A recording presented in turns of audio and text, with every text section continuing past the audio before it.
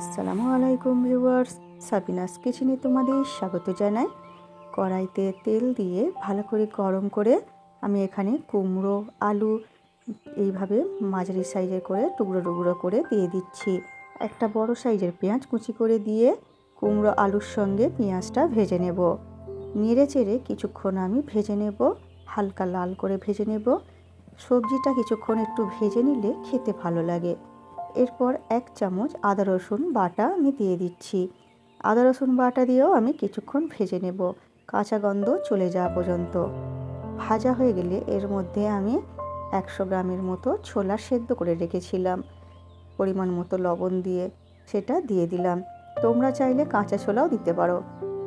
এরপর পরিমাণ মতো লবণ, 1/2 চামচ লঙ্কা গুঁড়ো, 1/2 চামচ হলুদ গুঁড়ো, 1 চামচ ভাজা ধনে গুঁড়ো দিয়ে দিচ্ছি। দিয়ে এবারে কষিয়ে নেব।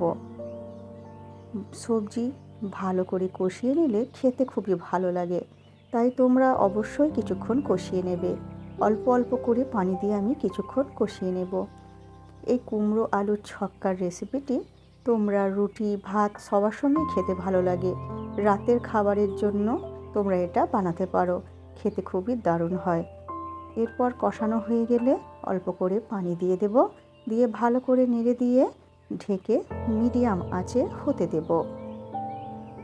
ভালো করে নেড়ে দিচ্ছি, ঢাকনা দিয়ে ঢেকে দেব। এরপর যখন এইভাবে মাখা মাখা হয়ে যাবে, এই অবস্থায় আমি এখানে 1 চামচ ভাজা জিরে গুঁড়ো দিয়েছি, সেটা ভিডিওটা স্কিপ হয়ে গেছে, তোমরা দিয়ে নিও। আর 1/2 চামচ চিনি দিয়ে দিচ্ছি। একটু কুমড়োর তরকারি মিষ্টি মিষ্টি খেতে ভালো লাগে। এরপর তোমরা নামিয়ে পরিবেশন করো।